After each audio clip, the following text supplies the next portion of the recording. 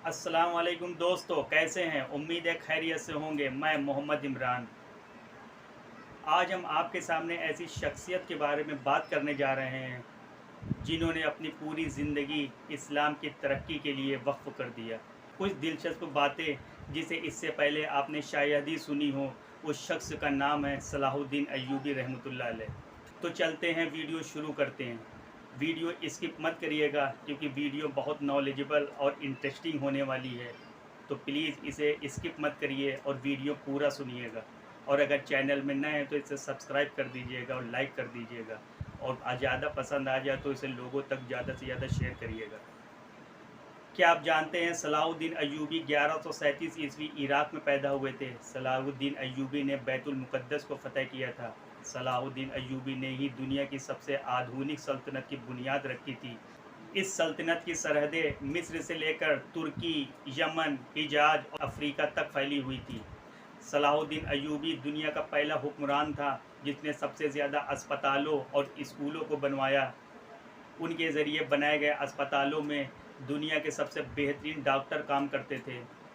आपको ये जानकर शायद हैरानी हो कि दुनिया का पहला शिक्षा बजट सलाहुद्दीन अय्यूबी ने ही पेश किया था।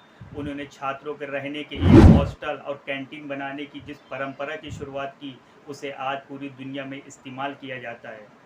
सलाहुद्दीन अय्यूबी ने कभी जनता का पैसा खुद पर खर्च नहीं किया, यहाँ तक कि उन्होंने अपनी ज़िंदगी में कभी रेशमी कपड़े नहीं पहने।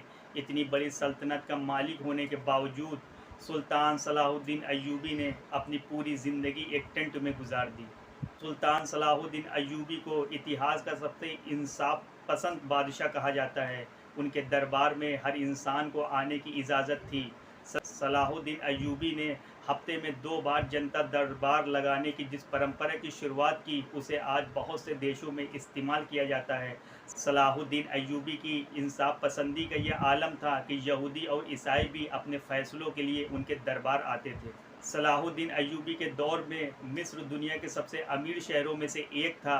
उनकी हुकूमत में काहिरा और दमिश्क के अस्पतालों में दुनिया भर के लोग इलाज के लिए आते थे। दुनिया के मशहूर वैज्ञानिक एडलॉर्ड ने साइंस की शिक्षा मिस्र और सीरिया से ही हासिल की थी। आपको जानकर शायद ये हैरानी हो कि सलाहुद्दीन अय्यूबी के ज़रिए स्थापित की गई सल्तनत अय्यूबिया में ही आँखों के इलाज पर सबसे ज़्यादा रिसर्च की गई। मोतियाबिंद का सबसे बेहतरीन इलाज मिस्र में ही खोजा गया था। सलाहुद्दीन अय्यूबी की सल्तनत में रहने वाले इब्न अल बैतार ने 300 से अधिक दवाओं की खोज की। उसकी लिखी किताब अल मुगन्नी और किताब अल जामी को 17वीं शताब्दी तक ऑक्सफोर्ड जैसी यूनिवर्सिटी में पढ़ाया जाता रहा।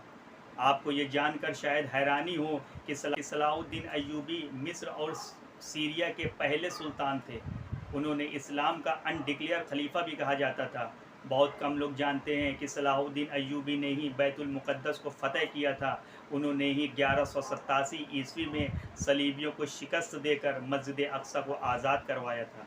सलाहुद्दीन अय्यूबी ने मस्जिद अक्सा को फ़तह करने के लिए 16 जंगें लड़ी। वो हर जंग में एक मेहराब अपने साथ रखते थे ताकि जब बैतुल मुक़द्दस फ़तह हो तो उस मेहराब को अपने हाथों से मस्जिद अक्सा में लगा सकें।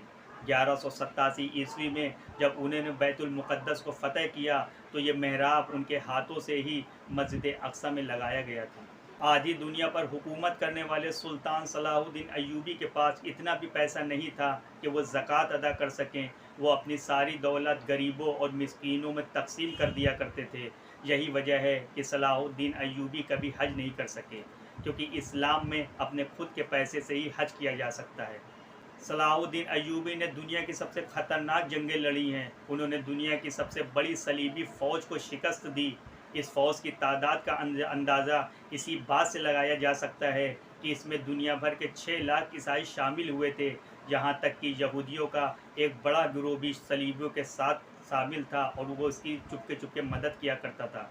सलाहुद्दीन अय्यूबी शुरुआती दिनों में नूरुद्दीन जंगी के फ़ौजी कमांडर थे, लेकिन 1164 में उन्होंने जब मिस्र को फ़तह किया तो नूरुद्दीन जंगी ने उन्हें मिस्र का शासक बना दिया गया।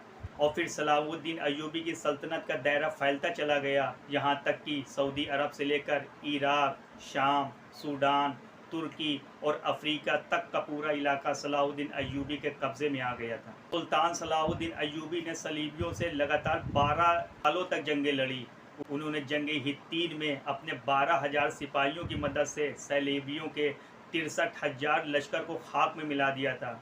सलाहुद्दीन अय्यूबी की इंसाफ पसंदी के दुश्मन भी कायल थे। उन्होंने बैतुल मुक़द्दस को फ़तह करते ही ईसाइयों और यहूदियों को माफ़ करने का ऐलान कर दिया था। उन्होंने ईसाइयों को न सिर्फ बैतुल मुक़द्दस की ज़ियारत की इजाज़त दी, बल्कि उनके लिए खाने पीने और रहने तक का इंतज़ाम किया। सलाहुद्दीन अय्यूबी के इस अखलाक से यहूदी और ईसाई इतना इम्प्रेस हुए कि उन्होंने इस्लाम कबूल कर लिया। सुल्तान अय्यूबी के होते हुए किसी में मुसलमानों की तरफ आँख उठाने की देखने की हिम्मत न होती थी। यरूशलेम के बादशाह के भाई ने जब मुस्लिम हाजियों के काफ़िलों को लूटा तो सुल्तान सलाहुद्दीन अय्यूबी ने सरेआम उसका कत्ल करा दिया।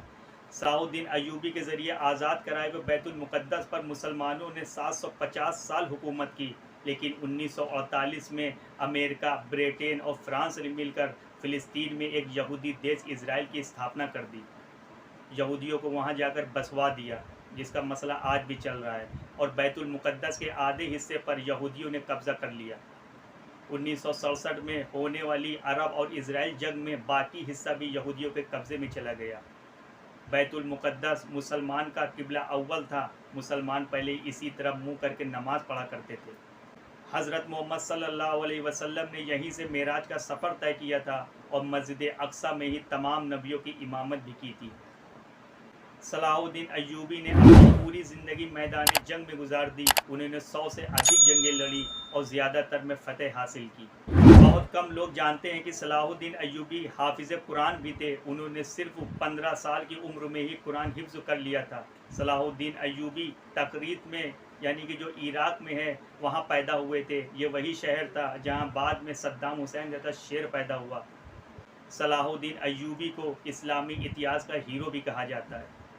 वीडियो अगर आपको पसंद आई हो तो इसको ज़्यादा से ज़्यादा लोगों तक शेयर करें और सब्सक्राइब भी करें और चैनल को लाइक भी करें। अस्सलाम वालेकुम।